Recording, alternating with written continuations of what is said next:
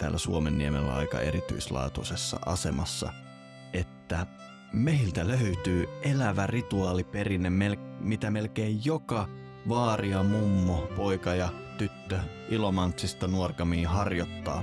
Se on niin lähellä, ettei sitä huomaa, ja se on tietysti sauna. Meillä on tänään varmaankin Tietäjä-podcastin historian suurin läjä mikkejä pöydän ääressä. Ei ole ehkä mikkejä, mutta ainakin päitä näkyy mikkien takana tosi monta. Ehkä mä nyt teen tämmöisen esittelykierroksen tähän alkuun, että tiedetään, ketä täällä on paikalla. Eli paikalla on minä, Miska Käppi, ja lisäkseni on sitten Laura Foon siellä. Täällä näin, terve, terve. Sitten me olemme täällä Sipoonjoen perinnesaunalla totta kai nauhoittamassa, koska saunasta puhutaan, ja täällä on sitten myöskin vähän niin kuin tiluksien kotitonttua paikalla. Kukas siinä on? Ja joka paikan höylä ja ties mitä tekemässä joka ilta täällä ja joka päivä ja aamu, eli Otto Kronqvist ja sauna-isäntänä täällä perinnesaunalla. Ja sitten meillä on loput Tietäjäyhdistyksen hallituksesta siellä pöydän toisessa päässä. Hyvää iltaa. Tää oli niin kuin lottoarvonnasta. Hei hei. Joo, saunasta siis on tänään tarkoitus jutustella ja niin, halutaan Tietäjän hengessä vähän kurkistaa siihen, että mitä kaikkea Itämeren suomalaisen perinteen saunakäsite oikeasti sisältää.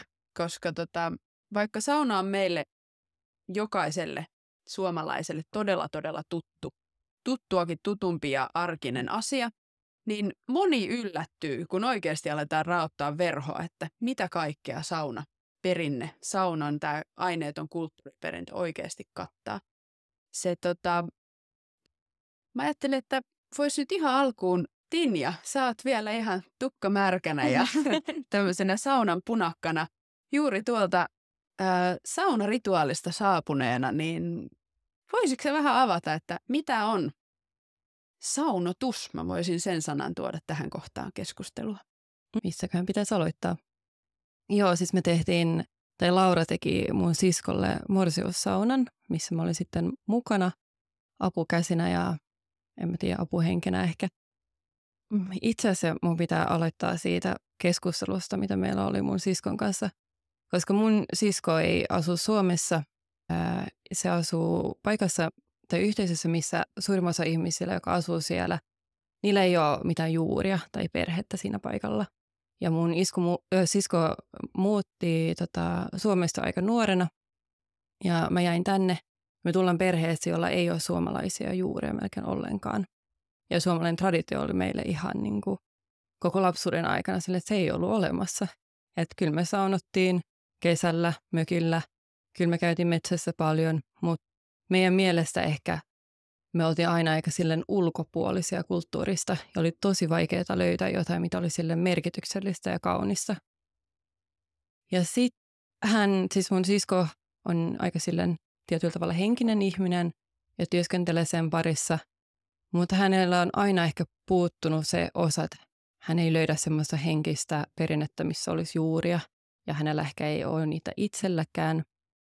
Ja sitten kun mä oon vähän innostunut tästä suomalaisuudesta uudestaan ja ollut sillä, että tämä on niinku oikeasti ihan tosi hieno asia, tässä on niinku merkitystä ja tässä on joku semmoinen kokemus, missä niinku, merkityksellinen kokemus, niin sitten tehtiin se saunotus ja kyllä se oli niinku aivan silleen silmiä avaava kokemus hänelle. Et siinä mielessä se olisi mun vastaus, mikä on saunotus, että se on kokemus, joka on hyvin merkityksellinen. Ja just niin kuin hänelle varmasti, kun se on tuttuja elementtejä, siinä on se kieli, joka on tuttu, mutta ei kuitenkin oma. Ja siinä on koko se metsän niin kuin antimet, jotka ovat tuttuja, mutta ei siinä muodossa. Että sekin on jotain tosi niin kuin hienoa. Ja sitten sen rituaalin kaari, että eihän meillä on ollut mitään sellaista koskaan. Ja ei hänellä ei ollut tietoa, tai niin kuin sille, mitä hän tekee, kun hän menee naimisiin. Hän ei kuulu kirkkoon, hän ei ole mitään, niin kuin missä on merkitystä. Niin joo, se oli tosi hieno kokemus meille molemmille kyllä. Ja toi morsiamme saunotus ja hääsaunotushan nyt on sellaisia, mikä on jollain lailla ehkä niin kuin ainakin käsitteen tasolla säilynyt näihin päiviin asti ihmisten, siis että ihmiset harjoittaa näitä perinteitä. Ainakin jotain vähän niin kuin niitä frippeitä ja ajatuksia sieltä. Mutta toi on mun mielestä loistava esimerkki siitä, mitä siellä saunan, sanotaanko, tai erityisesti siis saunotuksen taustalla on. Eli nämä elämänkaareen ja vuoden kierron taitekohtiin liittyvät rituaalit, niin kyllähän ne näillä main, niin ne on saunassa, on iso osa niistä suoritettu. Se monella lailla on ollut luontainen paikka rituaalityölle. Joo, tuossa on jotain hirveän kaunista. Mä oon nähnyt tämän ilmiön aika monta kertaa. Mä veikkaan, että Laura on nähnyt paljon enemmän sitä, miten tavallaan periaatteessa sille niin kuin henkisesti, voisiko sanoa, avoin ihminen. Että niin kuin kaipaa syvyyttä elämään, on ehkä löytänytkin syvyyttä elämään ja sitten kun tulee tämmöisessä uudessa kontekstissa sauna äärelle, niin tajuaa, että hitsi vieko, että tämähän on vähän niin kuin aina ollut tässä melkein käden ulottuvilla, mutta ei ole koskaan havahtunut siihen. Että ja mä en ole melkein koskaan kuullut sitä yhtä hienosti sanottuna kuin Tini äsken se puki, että huikea juttu. Joo, ja se tuossa toit mun mielestä loistavasti noita elementtejä, mitkä sykkii siellä saunan ytimessä. Eli just tämä sauna alkaa metsästä, siitä ei pääse yli eikä ympäri. Ja tietyllä lailla metsä ja sauna, pyhä lehto tai hiisi ja sitten sauna tällaisena niin kuin, elämän keskuksena. Niin nehän on ollut, missä meillä on suoritettu oikeastaan kaikki, mikä on ollut millään lailla merkityksellistä ihmiselämälle. Niin saunotus on tosi monelle justiinsa. Se on sellainen kokemus, että jotain todella tuttua, vaikka hyvin niin kuin vierasta. Harva on meinaan, vaikkapa ehkä koivuvihta on saattanut olla saunassa mukana ja ehkä joskus jotain vähän lauleskellut, mutta se semmoinen, että siinä suoritetaan sellainen ikään kuin kokonainen rituaali, kokonainen se saunotuksen kaari, niin sitä on harva päässyt kokemaan, mutta siinä on jotain todella tuttua. Tuossa Tinian puheenvuorossa tosi mielenkiintoista oli myös se, että sä sanoit, että ei teidän perheellä oikeastaan ole mitään suomalaisia juuria. Ei mene minnekään tosi kauas ja näin. Mutta se oli tosi mielenkiintoista, että silti niin kuin sä jaoit ja ehkä vähän niin kuin kerroit, että sun sisko oli samoissa maisemissa, että kuitenkin te olette kasvanut Suomessa. Te olette näitä tavallaan ehkä teidän alitajunnalle. Nämä suomalaiset metsät on kuitenkin se standardin metsä maailmassa ihan pelkästään sillä, että te olette kasvanut täällä ja elänyt täällä. Niin miten sä näet se itse? Osaako sauna puhua jotenkin sitä kieltä, mikä teistäkin löytyy pelkästään sillä, että te olette kasvanut täällä Suomen niemellä vai mistä siinä oikein on kyse? No siis todellakin. Musta tuntuu, että aina kun puhutaan niissä niin kuin hyvistä puolesta Suomesta, niin ne on aika, niin kuin, ne on aika samanlaisia. Siis on jotain semmoista, niin kuin tietysti luonto, metsä, se yksinkertaisuus, se, että niin kuin turhat on jätetty pois. Kaikki sellaiset asiat, ne syntyy saunassa kanssa. Ja musta tuntuu, että semmoinen niin kuin kaikissa paikoissa on tietynlainen henki. Suomessa on tietynlainen henki ja se on niin kuin kiteytyy siihen saunakokemukseen tosi hyvin. Se ehkä hienoin osa niin kuin siinä mielessä. Niin joo, todellakin luulen, että me molemmat oli semmoinen olo, että tämä on se, jota me ollaan jotenkin koettu koko ajan Suomessa, mutta ei ehkä tällä tavalla. Mä oon tässä viime aikoina tehnyt varsinaisia syväsukelluksia saunan historiaan ja tämmöistä niin kuin hikoilukulttuurien historiaa ja teenkin tässä heti tämmöisen koulukunta. On siis oppinut, että on tämmöisiä koulukuntia myös suomalaisilla niin kuin saunapohdinnoilla ja saunapolitiikalla on niin kuin omat puolesta puhujansa, jotka ovat minun kanssa eri mieltä, mutta mä oon sitä mieltä, että tämä niin kuin hikoilukulttuuri on yleisesti se, mistä me puhutaan. Et sauna nyt sattuu olemaan yksi näistä niin kuin itsepäisimmin säilytetyistä hikoilukulttuurista. Suomi on siis varmastikin ainut maa maailmassa, mikä ei ole kokenut oikeastaan minkäänlaista niin kuin, innon laskua tässä. Niin kuin ehkä mun tekisi mieli sanoa 100 000 vuoteen, koska juuri tein tuossa tuommoisen pohdinnan siitä, että jos tämä susiluola, jossa neandertaali-ihmiset on asunut, on oikeasti paikka, missä neandertaali-ihmiset on asunut, ne käyttää tulta. Ja jos ne käyttää tulta, ne käyttää kuumia kiviä. Jos ne käyttää kuumia kiviä, ne tuo sitä sinne luolaan ja sinne roiskuu kyllä sitä vettä, eli he siis saunovat. Eli jos me halutaan, niin voidaan mennä niin kauas. Mutta siis menemättä edes niin kauas, jos puhutaan viimeistä 2000 vuodesta, niin siis koko Eurooppa on ollut täynnä hikoilukulttuureja.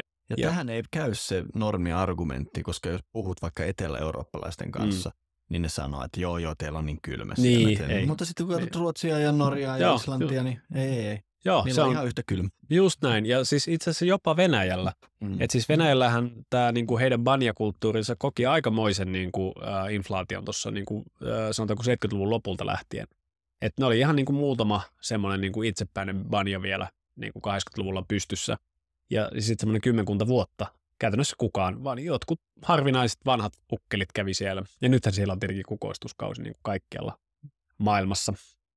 Mutta tässä on tämä kiinnostava juttu, että miksi tämä Suomi on säilyttänyt tätä tällä tavalla. Mä sanoisin, että yksi tekijä on oikeasti myöskin se, että me ollaan itsepäisesti säilytetty meidän viisausperinnettä. Yhtenä viimeisimmistä ollaan niin kuin nujerruttu tämän newtonalaisen fysiikan ja niin kuin yleisen oppivelvollisuuden passin ja hygieniatuotteiden maailmaan, eli joskus 1800-luvun puolessa välissä ehkä, mikä on itse asiassa todella myöhään. Et jos me katsotaan Keski-Euroopan viisausperinteitä Saksassa tai Hollannissa tai jopa Itä-Euroopassa, niin lisää siihen niin kuin 0 perään, niin saat suurin piirtein. 1000 vuotta ETL. Juuri näin, eli me todella pidettiin se pitkään. Mutta sitten tämä niin kuin se käytännön funktio, mikä saunalla on ollut, se on sitten mahdollistanut sen, että jopa tämän viisausperinteen niin kuin hiljalleen rapautuessa, niin silti tämä saunan rakennus on pitänyt pintansa. Eli tämä savusaunan monikäyttöisyys, se, että se on tosiaan parantamisen paikka, mutta se on myöskin paikka, missä tehdään ruokaa ja tosiaan niin kuin tämä jopa kliseisesti sanotaan, pestään vaineet ja synnytetään ja näin. Eli se on vaan niin super tärkeää ollut tällaisessa maassa, missä ei ole voinut rakentaa sitä sairaalaverkostoa tai ylipäänsä ulottaa näitä valtiovallan lonkeroita joka paikkaan. Että sulla on se rituaalikeskus, joka on perhepiirissä. Ja tämä perhepiirin niin kuin monikäyttöinen kömmänä, jossa on mustat seinät, on varmaan, niin kuin, mä jäljittäisin itse sen siihen, että tämä on mahdollistanut sen, että sitä katkosta ei tule. Ja siis tai toiseen maailmansotaan asti. Ja sitten siitä eteenpäin se on ollut teknologista niin kuin kasvua. Et suomalaiset keksi sen jatkuvan lämmitteisen kiukaan, keksi sen sähkökiukaan ja lähti viemään sitä jopa maailmalle. Ja sitten tavallaan se, että miten tämä on nykyään sitä, että puhutaan ihan hirveästi vaan siitä, että kuka heittää kovimmat löylyt ja niin kuin mistä kiukasta lähtee kovimmat löylyt ja mitä lie. Niin tämä puhe on tullut sitten sen sodan jälkeen. Ja se on ylläpitänyt sitä, että se itse niin kuin löylyn heittäminen, onhan se saunomista tavallaan, mutta niin kuin tässä kontekstissa, missä me puhutaan, niin ei kuitenkaan samalla tavalla. Mutta löylyn heittäminen on säilynyt. Ja ehkä tosiaan suomalaiset ei sitä itse tiedä, mutta kyllä siinä rituaalisia elementtejä myös on säilynyt, mutta niitä ei vaan tiedosteta. Joo, mä tuossa puheenvuoron aikana aloin miettimään, kuinka iso rooli sillä köyhyydellä on ollut siinä, koska saunahan on tunnetusti se köyhä apteekki. Että, koska tämä on ollut kyllä, niin kuin jos miettii pitkää aikaa Ruotsin vallan alasena, niin kyllähän Suomi oli se viimeisin sorrettu Jumalan selän takana oleva paikka. Ja no okei, 1800-luvulla oli ehkä jotain hyviä hetkiä, mutta sitten pahimmat katovuodet, mitä voi olla. Ja sitten niin kuin, kyllä sitä kurjuutta riitti 1900-luvun puolellekin, että ehkä se, että ei vaan ollut niitä muita ratkaisuja. Mä en tiedä, kuinka suurta roolia toi köyhyys itse niin kuin, kuinka suuressa roolissa se oli siinä saunan säilyttämisessä. Joo. Vai onko se enemmän se suomalainen luonne, joka pitää siitä kiinni? Se on varmaan sekä että, mutta kun katsotaan yhtä kansaa, jonka kanssa me jaetaan tämä, niin virolaiset on kyllä se kansa. Et vaikka se ei ole yhtä lailla kaikkialla Virossa, niin esimerkiksi tämä Etelä-Viron ja Saarenmaan savusaunakulttuuri, niin niin tuosta Heikki Lyytisen Terveleilykirjasta on upeata lukea just katovuosilta. Sieltä Virossakin on ollut tyyliin samaan tahtiin varmaan kuin Suomessakin niin kuin nälänhätiä. Niin kuvaus 1600-luvulta, miten poika, tämmöinen aikuinen mies jo, mutta vie sitten taisi olla isoisänsä itse asiassa sitten saunan lauteille.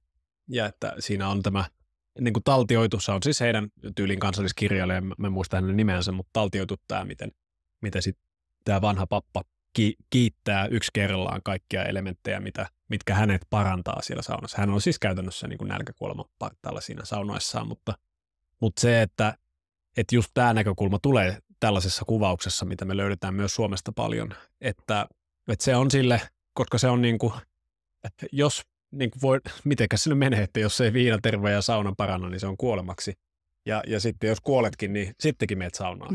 Eli niin kuin, että se on niin kuin aina siinä tilanteessa. Niin. Eli ehkä ehkä siinä on joku niin kuin viisaus siinä, että sauna on kuitenkin se lohdun paikka. Se on se paikka, mihin niin kuin pahimmassakin hädässä, jos pääset saunaan, niin tilanne ei todennäköisesti ainakaan pahene siitä. Eli niin kuin kaikkina näinä kurjuuden vuosikymmeninä ja satoina suomalaiset on hakenut tämmöistä niin kuin lohtua ja tukea ja turvaa sieltä omasta kotisaunasta. Ja sitten myöhemmin, kun tultiin kaupunkeihin, niin saunat, ne vaan muutti muotoaan. Että Helsingissä oli 100 vuotta sitten vielä niin kuin toista sataa yleistä saunaa ja kymmeniä saunottajia myöskin ihan niin kuin kaupunkisaunoissa. Eli sitten se kaupunkisauna, joka niin ikään lähtee metsästä, mutta ei ole ehkä se samanlainen kömmänä kuin se kotisavusauna siellä, vaan jotain muuta. Niin saa sitten uusia muotoja ja sitten kaupungin masentamat ihmiset tai kaupungin ilostuttamat ihmiset sitten suuntaavat sinne löylyihin. Mm-hmm. Ja ihan kun tuon köyhyyden otin esille, niin haluan myös ottaa sen, että sitten jos katsotaan historiallisesti tätä hikoilukulttuuria, niin sehän on ollut sitten, että mitä rikkaampi olet, sitä enemmän hikoilet. Kun mennään muinaiseen Intiaan tai vaikka Roomaan tai muinaiseen Kreikkaan, Turkin alueella tiedän tätä, että se on ollut, koska tiedettiin, ne kulttuurit, jotka ties kuinka terveellinen ja hyvä asia tämä on, niin sitten siellä oli isoja, upeita hikoilutiloja. Kutsutaan nyt kaikkia maailman hikoilutiloja tänään saunaksi. Siellä oli upeita saunoja ja se oli nimenomaan rikkaiden lystiä. Ja sitten tietenkin köyhemmät oli vähän köykäisemmissä saunoissa. Mutta se on jännä, että tosiaan vaikka Suomessa on aivan uskomaton tilanne, että ei ole sillä lailla saunominen koskaan loppunut, niin se, miten me ollaan todella onnistuttu kutistaa koko meidän rikas kulttuuriperintö pelkäksi teknologiaksi ja kiuaskilpailuiksi. Ja mä olen ollut aivan järkyttynyt, siis todella sydänjuurieni myöten järkyttynyt siitä, että edes löyly ei ole ollut sit oleellisessa osassa, kun on maailmalle viety suomalaista saunaa. Me ollaan niin onnistuttu niin kuin jotenkin riisumaan henki ja sielu siitä meidän saunomisesta, että meillä on todella jäljellä se tekniikka.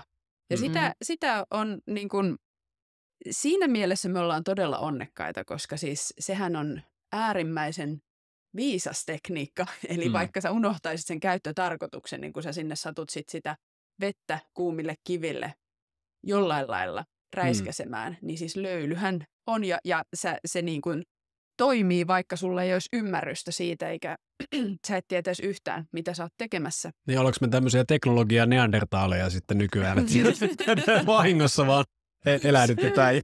Ei siis kertokaa, koska mä en tiedä tästä mitään. Siis what the hell, miksi kukaan menisi saunaan muuta kuin löylyn takia? Mikä tämä juttu on? Siis ainakin mä olen ymmärtänyt, että Yhdysvalloissa sitä pidetään vaarallisena, että se niinku tulee liian kuumaksi. Joo, dry sauna. Joo, että siellä on jotkut sähkökivat ei myöskään kestä sitä, että ne menee oikosulkuun ja vettä niiden päälle. No, mutta tämä suomalaisia saadaan syyttää tästä. Kyllä. Okay. Tämä oli suomalaisten töppäys. Nimittäin 50-luvulla Suomessa, kun keksittiin sähkökiukaat, niin niitä lähdettiin viemään kovalla tahdilla maailmalle. Ja vakuutusyhtiöt huolestu tästä, että miten se nyt käy, koska suomalaiset kiukaat oli niin heikkolaatuisia, että siellä oikeasti tapahtui tulipaloja. Ja tehtiin 50-luvulla tämä linjaus, että only dry sauna. Ja se kesti semmoinen 60 vuotta ja nyt vasta muuttumassa myös siellä Amerikassa. Ja siis suomalainen sauna. Sähkösauna grilli. Se on mun mielestä jotain siis, mitä mä en vaan kerta kaikkiaan, se on niin rikollista ja en voi käsittää, että suomalainen sauna niin on ilman löylyä kuiva, kuuma huone, johon asennetaan televisio ja sitten siellä ollaan minuuttimäärä, jotta saa hyödyntää. Ja se on siis ollut jotain, mitä mä en ihan tukea. Mä tiedän tunteen, kun mä kuulin ekan kerran siitä, niin mä olin aivan siis, tipahdin. Ja sitten vaan tajusin sen, että no näin on päässyt käymään, koska se on se, mitä me ollaan korostettu. Siis mehän ollaan me ollaan unohdettu.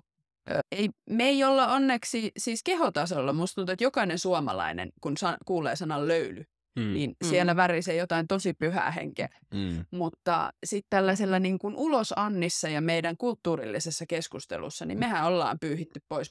Se on vaan tekniikkaa ja teknologiaa ja sitä. Tämä se kaikista mielenkiintoisin juttu näissä pohdinnoissa on, ja siis kyllä minäkin olen itseäni ruoskinut tästä suomalaisten niin kuin töppäilystä pitkin maailmaa ja myös oman saunakulttuurimme suhteen.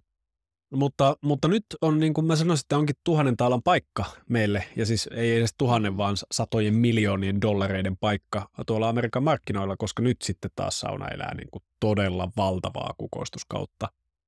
Mulla on vähän tämmöinen niin kuin mentoroitava tuolla Oregonissa, joka on aloittamassa saunayrittäjänä ja tekee tämmöistä kärrysaunaa, ja hän on viettänyt siis nyt viimeiset 2 vuotta tutkien vaan saunaa, ihan niin kuin kaikista mahdollista näkökulmista. Mutta mä oon aina vähän silleen, että mä muistan, että hän lähetti mulle 10 minuutin ääniviesti, missä hän niin kuin yritti saada sanoiksi puettua sitä, että onko se nyt kulttuurista omimista, jos mä kutsun sitä saunaksi. Niin kuin, että onko se sauna? Ja siis sehän on, siis hän on tehnyt huippulaadukkaan kärrysaunan, ja siis mä tiedän, että sieltä tulee huippulöylyt, ja tietenkin siis en saattanut uskoa korviani, että joku tämmöistä multa kysyy, mutta tietenkin sanoi, että no totta ihmeessä sä nyt kutsut sitä saunaksi. Mutta se mitä hän sanoi, että siellä on kuulemma tämmöinen termi kuin finwashing. Että Suomi on niin kuumassa nosteessa Amerikassa, että kaikki firmat koittaa olla, että Finnish sauna ja niin kuin Finnish this, Finnish nature, Finnish bla bla bla. Niin kuin lonkerokin on nyt viety. Amerikkalainen firma pisti lonkerofirman pystyyn ja niin kuin Finnish lonkero. Että se on niin kuin se myyntiartikkeli on se, että se on Finnish.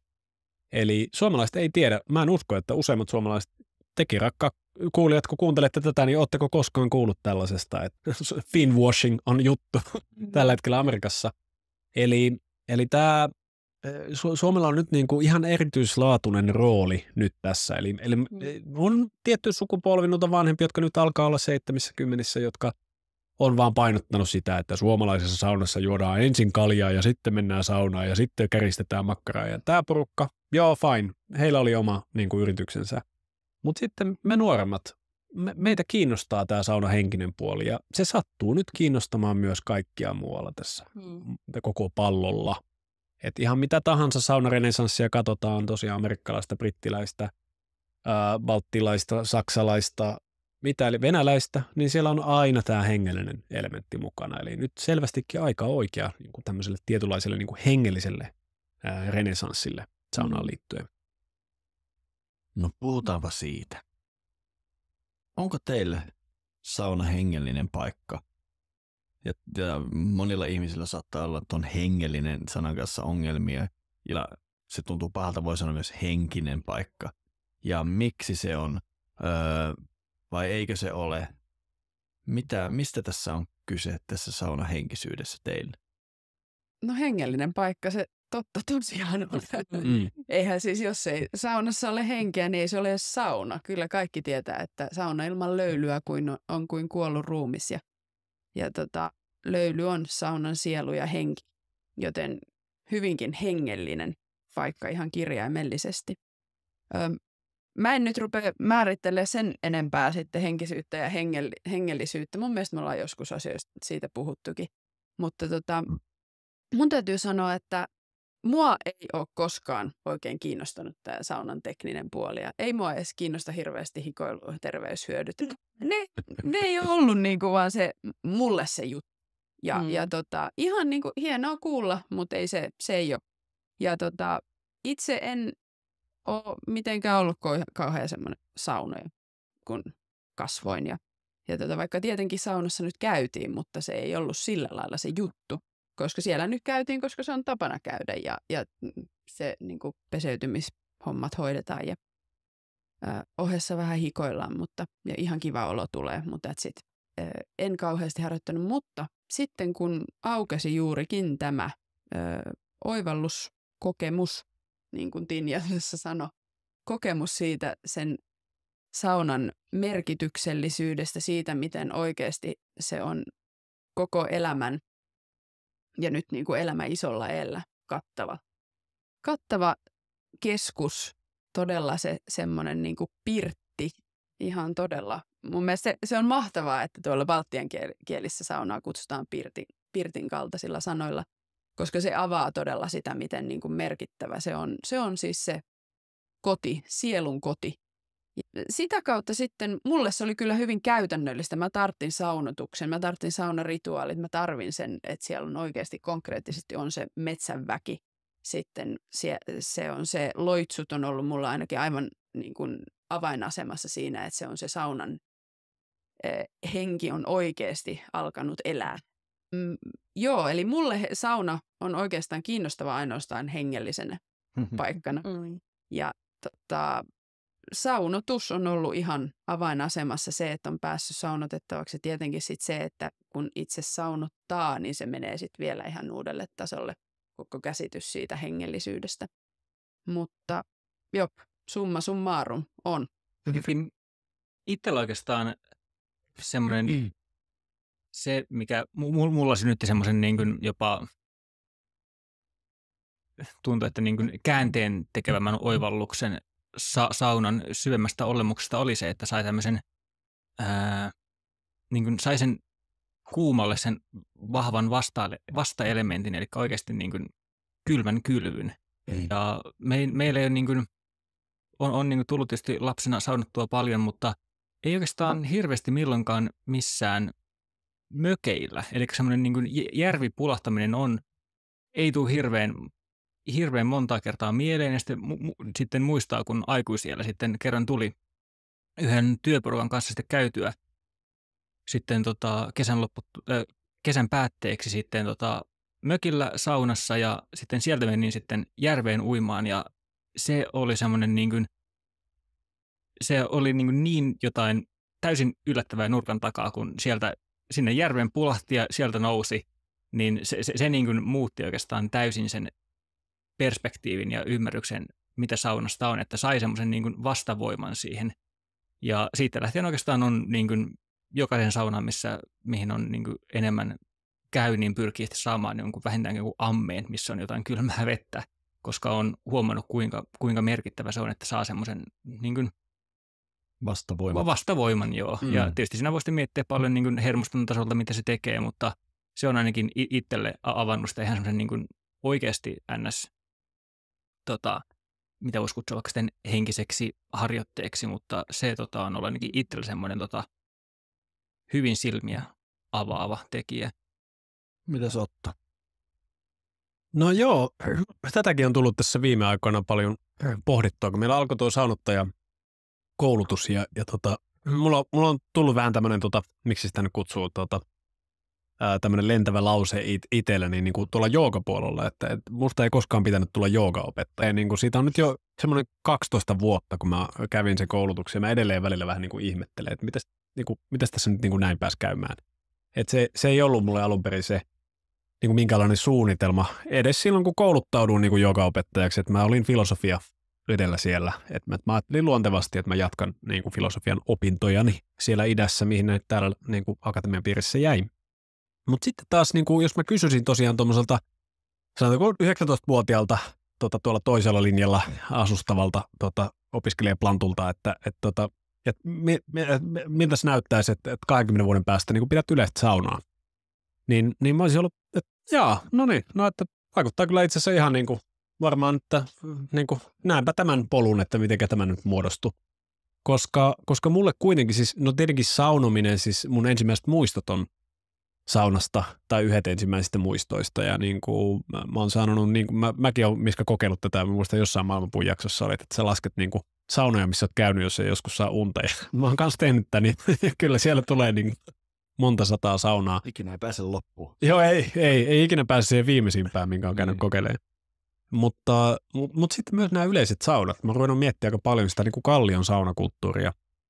Mä tulin opiskelemaan Kallion 2006, ja silloin tosiaan oli nämä kolme yleistä saunaa, eli Arla ja Kotiharju ja sitten Sauna Hermanni. Ja niitä tuli kulutettua ihan säännöllisesti, että kyllä mä kävin niin kuin ehkä joka toinen viikko usein Miskakin kanssa ja muiden ystävien kanssa, mutta sitten veljeni kanssa ja näin. Ja tämä yleisen saunan ajatus on semmoinen, niin kuin mulle on avautunut ihan uusi tämmöinen niin kuin hengellinen ulottuvuus siihen. Että se on todella tämmöinen, ja ehkä se jopa semmoinen, mikä kumpuaa jostain sieltä niin kuin muinaisrooman termeistä, että se on semmoinen, tai Yrjönkadun sauna vaikka, mikä ehkä Suomessa muistuttaa eniten tällaista niin kuin hemmotteluparatiisia, jollaisia nämä termit on ollut. Ja mä oon ruvennut miettimään sitä, että miten tärkeä rooli mulla on ollut se saunaseura, että missä seurassa mä siellä saunassa oikein oon. Ja tavallaan, että se hengellisyys on niin kuin ennen kuin mä oon tutustunut niin sanotusti hengellisiin asioihin, että mä olin pitkään siis ateisti, mutta niin kuin yleisesti niin kuin ihmisen hengelliseen puoleen, niin se, että se saunaseura voi elävöittää ja niin kuin ylentää sen kokemuksen sillä tavalla, että sä muistelet viikkojenkin päästä sitä, että miten niin kuin kivaa meillä oli ja miten niin kuin on mahtavaa olla näiden ihmisten kanssa, joita rakastaa niin kuin tämmöisen harrastuksen parissa. Että siis upea juttu. Ja siis usein vielä tietenkin siinä on se, että silloin ei ollut näitä uikkarisaunoja, että kyllähän niin kuin Arla ja Kotiharjunsa on miesten puoli, eli siellä sitten ollaan niin kuin miesseurassa ystävien kanssa. Mutta sitten viimeisen vuoden aikana tämä saunan hengellinen puoli, ja nyt puhun niin kuin ennen kaikkea tästä niin kuin vaan ihan, että ei tehdä varsinaisesti mitään niin kuin rituaalista toimintaa, tehdään, mutta että ei ole mitään suunniteltua, on sitten saanut uuden ulottuvuuden, koska viimeisen aika tarkkaan vuoden on nyt saanut 5-7 kertaa viikossa savusaunassa, ja niistä melkein ehkä sanoisin, että 90% yksi. Ja se on taas sitten semmoinen, että se on antanut mulle niin kuin aivan uskomattoman uuden niin kuin tämmöisen itsetyöskentelyn välineen. Eli se, että mitä tuommoisessa savusauna, ja varsinkin kun meillä on tuo lämmin allas tuossa vielä, että tuo savusauna ja lämpimän, ja myös kylmä allas toki, nämä kaikki on käytössä. Mikä niiden yhdistelmä siihen, että siis mä oon kokenut ihan älyttömiä luontoilmiöitä. Just tuossa toissa päivänä näin semmoisen niin kuin vaalean räjäyksen taivaalla, jota ei seurannut minkäänlaista niin kuin ukkosen ääntä ja näin, ja kaikenlaista ihan uskomatonta. Niin miten tämmöinen yhdistelmä ja se, että mä oon yksin, voi niin kuin auttaa mua yhdistymään tähän kosmokseen. Todella tuntuu, että se sun vuorovaikutus kosmoksen kanssa on täysin saumaton. Ja siinä on niin kuin nämä työvälineet just se, että jos se vesi on 36,5 asteista ja sitten löyly on se, mikä niin kuin missä sä vajoat itseesi ja niin kuin melkein tekisi mieli sanoa, että vajoat loveen, niin miten se voi olla semmoinen harjoitus myös, mikä oikeasti niin kuin edesauttaa sitä, että saa ne uudet ideat ja saa uutta virtaa ja puhtia ja niin kuin, että muistaa myöskin sen, että tämä maailma on autuas paikka, että kun aina tulee se mieleen, että tässä on kaikkea tollasta ja tätä ja hirveästi kaikkia ongelmia ja minullakin tuo ja ongelma ja näin, että miten välitön se kokemus siitä maailman autuudesta voi olla.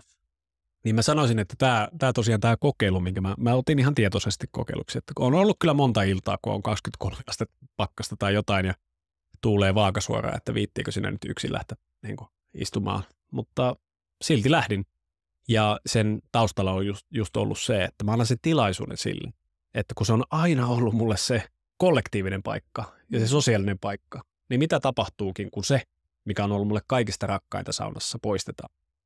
Ja hienosti kävi, eli kannatti tehdä tämä kokeilu, mutta sitä myöten mä sanoisin, että saunasta on tullut erityisen henkinen tai hengellinen paikka. Mutta samaan aikaan mä oon siis itse yrittäjä ja mä ajattelen saunaa paljon myös tämän niin kuin oikeasti vaan niin kuin potentiaalin kautta.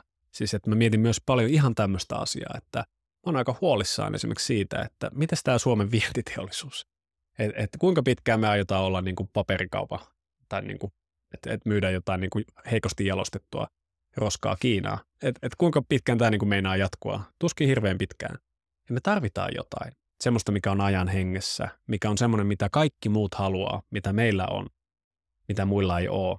Ja mä oon koko ajan enemmän vakuuttuneempi, että se on sauna. Ja tässä suhteessa mä pidän sitä upeana mahdollisuutena, että tämmöinen oikeasti henkinen asia, niin sillä on myös tämä ulottuvuus, että se on tosiaan niin kuin myytävissä, siis ihan niin kuin konsepti myytävissä ja niin kuin kaikki tämä homma. Mä tiedän, että useimmat ei tällaisesta innostu, mutta itse innostun. Mutta siis toihan on, koska maailma vuorovaikuttaa, kauppaa käydään. Mieti, jos sä voit myydä terveyttä ja henkisyyttä ja tämmöistä. Se on paljon niin kuin parempi fiilis kuin jostain Big Macien myymisestä. Niin. Ja siis mulla tuli mieleen, just kun mä oon asunut jonkun verran Pohjois-Ruotsissa. Ja sitten mä olin siinä viime vuonna. Ja me saunottiin paljon, se on semmoinen ihan erämaapaikka, että siinä on paljon saunoa, mutta ei paljon mitään muuta kuin luontoa ja saunaa.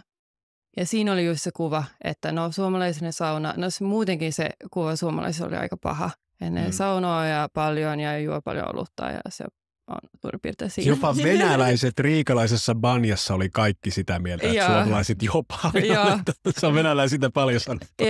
Ja sitten mä olin itse sitä mieltä, että niiden saunakulttuuri oli aika niinku vaikea mulle, koska siinä juotiin paljon ja se oli aika niinku semmoinen juhlimisen paikka. Ja sitten mä aloin tuomaan niinku näitä paljon laulua ja kerran vihdoissa ja tehtiin vähän niinku hoitoja toisilleen. Ja sitten sen jälkeen se muutos oli aivan niinku uskomaton.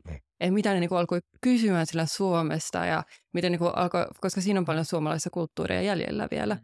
Että miten paljon niinku arvostamaan ja silleen niinku herää semmoinen kiinnostus, mikä ei aiemmin ole ollut. Niin mä luulen kanssa se niinku kuva Suomessa ulkomailla tai muualla voi niinku muuttua aika paljon tämmöisen kautta.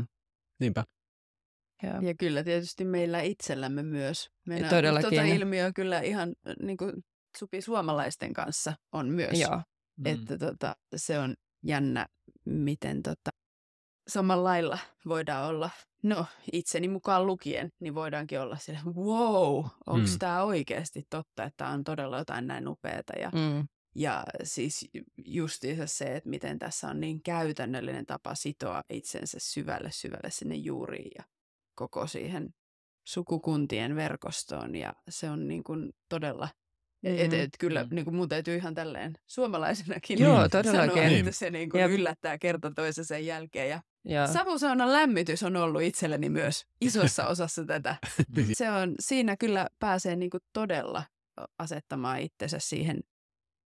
Sä olet niin täysin siis suuren luonnon armoilla siinä. Sä et niin kuin mitään et pysty itse, jos ei ole puut, jotka antaa lämmön ja tuli, joka palaa ja ilma, joka löyhää, niin vesi, joka tulee, niin ei vaan mitään et pysty. Mutta silti tosi niin kuin aktiivisena tekijänä pitää olla, että siinä on todellakin olet tekijä. Mutta täysin luonnossa yhtä, niin vähän toi Oton kuvailu sopii hyvin koko siihen savusaunarituaaliin ihan niin kuin ensi tulen kipinästä lähtien. Mutta joo, se on ollut itselleni, mä niin kuin jotenkin osaan, tai silleen pystyn suhteutumaan tuohon, mitä sä kuvailit heidän kokemusta, koska se jotenkin on ollut munkin kokemus. Niin, kyllä. Nyt mä en tiennyt. Niin, ja siis sellainen niin kuin itsestäänselvä asia saa niin kuin aivan uusia ulottuvuuksia. Tämähän on joka kerta hirveän kiehtovaa, jos näin käy. Kyllä. Ja silleen tämän pöydän ääressä nyt on meitä 5 henkeä, jolle on todella käynyt tämä niin kuin kaikille omalla tavallaan, että itsestäänselvä asia on saanut aivan uuden ulottuvuuden. Niin ja tosiaan nyt vielä pientä hehkutusta jatkaakseni. Niin se, mikä on mulle jotenkin kauhean viehättävää saunassa on, että välillä voi olla vaikea saada kiinni, vaikka jos haluaisikin ehkä elää vähän juurevammin tai tuoda vaikka jotain viisausperinnettä tai esivanhempien viisautta elämäänsä tai harjoittaa jotain rituaalitoimintaa, niin siinä saattaa olla jotenkin kauhean pitkä harppaus omasta elämästä, vaikka johonkin rituaalin suorittamiseen. Se voi olla niin kuin tosi kaukana arjesta. Mutta sitten sauna, onko mitään sen arkisempaa? Onko mitään sen niin kuin luontavampaa? Ja sitten todella, miten uskomattomat syvyydet siinä saavutetaan. Tietyllä lailla mä kanssa aina päivä toisensa jälkeen tässä, kun täällä ihmisiä katsoo, jotka kirkassilmäisinä ja punaposkisina ja semmoista terveyttä, todella sellaista niin kuin eheyttä hehkuen. Aivan kuin eri ihmisiä, kun lähtee. Aivan kuin eri ihmisinä lähtevät. Niin jotenkin sitä vaan aina miettii, että miten tämä voi olla, tämä on niin käytännöllistä. Sä peset ihmistä, se on kyly, se on kylpemisen pyhättö ja siellä todella tapahtuu. Niin kuin pestään pois paljon sitä semmoista turhaa sameutta siitä. Ja sitten se kirkkaus sieltä loistaa. Ja niin kuin äärettömän hengellistä, äärettömän henkistä, todella rituaalityötä, esivanhempien viisautta. Kaikki on siinä ja sitten se on tosi käytännöllistä. Ja sekin on hienoa, että se on aina ollut sellaista. Että onhan se niin kuin aina ollut osa sitä arkea. Ja se vieläkin. Että se on niin kuin. No mutta tämmöisenä Sipoonjoen perinnesaunan edustajina Laura ja Otto. Tässä on tullut paljon tämmöisiä ajatuksia. Laura on paljon puhunut siitä, miten niin kuin ne kaikki sen spektrin värit pitäisi palauttaa saunaan. Ja Otto on sitten puhunut siitä, niin kuin, että vitsi, että koko maailma tarvii tätä ja sellaista. Ja te olette ilmeisesti oikeasti vähän niin kuin tekemässäkin jotain tätä asiaa eteen, mikä on harvinaista. Vaan valituttava. niin kuin yleensä riittää äkäinen Facebook-viesti. Mutta te olette ilmeisesti tekemässä asialle jotain, eli kertokaa, mitä te olette tekemässä asialle. No siis täällähän me nyt puuhataan. Itse tykkään aina käyttää sitä vertausta, että jos sauna olisi maitotuotteet, niin me suomalaiset juodaan tosi paljon maitoa ja tosi hyvin sitä juodaankin, mutta sitten juustot ja jogurtit ja koko se muu kirjo on siellä saamatta, niin näillä saunahoidoilla tarjotaan semmoinen matalan kynnyksen mahdollisuus kokea tämmöinen saunotusrituaali. Hyvin semmoinen pieni saunahoito.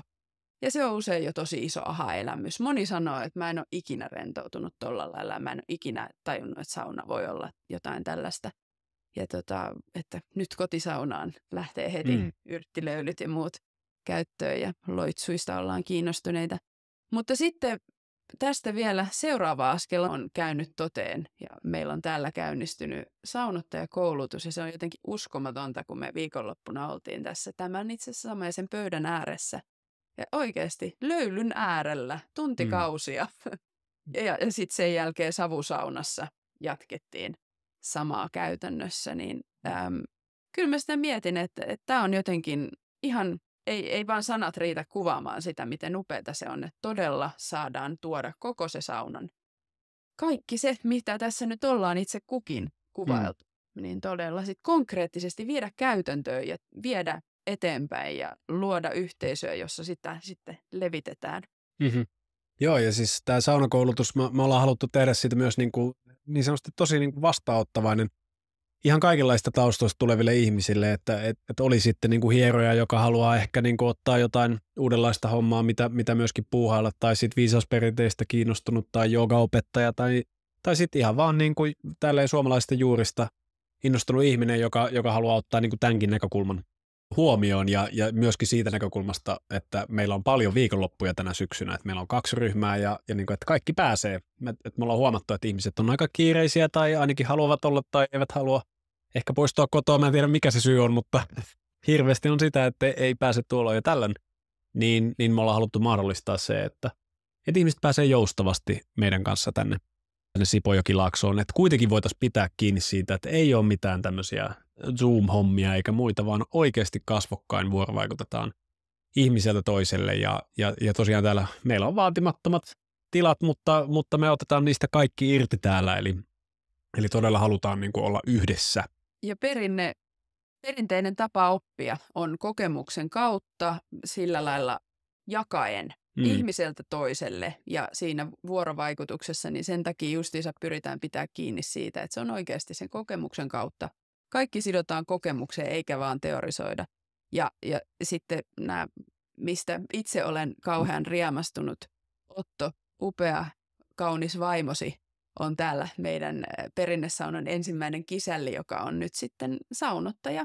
Ja tosiaan tässä meidän kanssa ihan niin kuin käytännössä, juuri niin kuin perinteisesti nyt tätä ollaan, että siinä kun yhdessä tehdään, jaetaan sitä, mitä ollaan opittu ja mitä on itse kukin ammentanut ja sitä kautta sitten viedään se käytäntöön ja toinen saa siitä omalle polulleen sitten uusia askelia. Niin se on jotenkin, mitä tietysti halutaan myös tuossa koulutuksessa tätä vaalia. Saara on yhdessä sun ja Joonaksen kanssa meidän ihan vakiokaartia täällä joka päivä tekemässä saunahoitoja ja tietenkin itse olen tästä iloinen. Monestakin mielestä myös siksi, että saan olla harjoitusoppilaana toisinaan. Joo, kuulostaa aika hullulta oppia saunotusta Zoomissa. Onneksi te ette valinnut sitä reittiä. Koulutus on jo käynnissä. Vieläkö siihen ehtii mukaan? Onko juna mennyt? Tuleeko niitä lisää joskus? Miten tämä homma menee? Joo, ehtii mukaan. Me ollaan ajateltu se niin, että jos nyt esimerkiksi siellä joku kuuntelee tätä ja on sille, että ehdottomasti haluaisin mukaan, mutta en halua odottaa ensi kevääseen, jolloin tulee siis toinen koulutus, niin kyllä ei muuta kuin sähköpostia varmasti saadaan järjestyyn.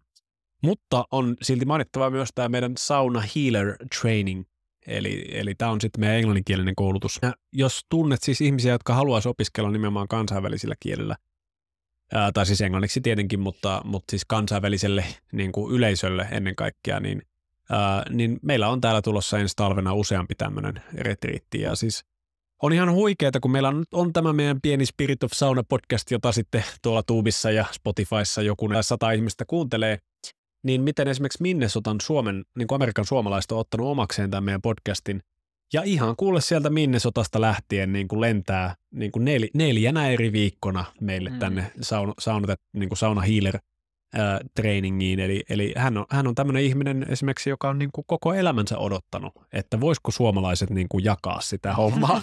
Niin kuin, että teillä nyt on jotain, että voitteko te jakaa, ja nyt me viimein tuli mahdollisuus, niin hän todella tulee meidän kanssa ihan tosiaan kisälioppiin tänne ihan lähtien savusaunan lämmittämisestä siihen, että miten vihtoja käytetään, mitä luonnonantimia on saatavilla ja näin.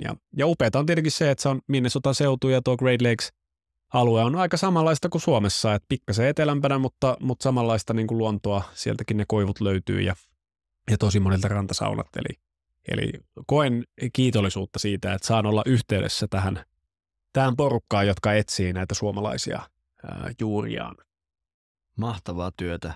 Juuri jotain tämmöistä mäkin olen unelmoinut, että Sipoonjoen perinnesauna tähän maailmaan tuo. Eli hyvä te.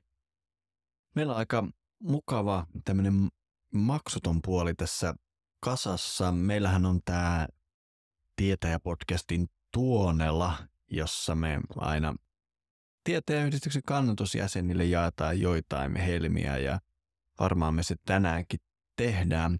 Minä ehdottaisin, että tuolla Tuonelan puolella voitaisiin puhua vähän siitä Tinjan mainitsemasta rituaalin kaaresta ja paljastaa Tietäjäyhdistyksen kannatusjäsenille vähän, että jos siellä kotisaunassa meinaa jotain rituaalia loihtia, niin mistä se kaari oikein syntyy? Ja tietysti jos te haluatte koko kaaren detailineen, niin äskeisen keskustelun jälkeen ei pitäisi olla epäselvää, missä se voi oppia. Mutta kiitos kaikille tähän astisesta keskustelusta ja jatketaan pian. Kiitos.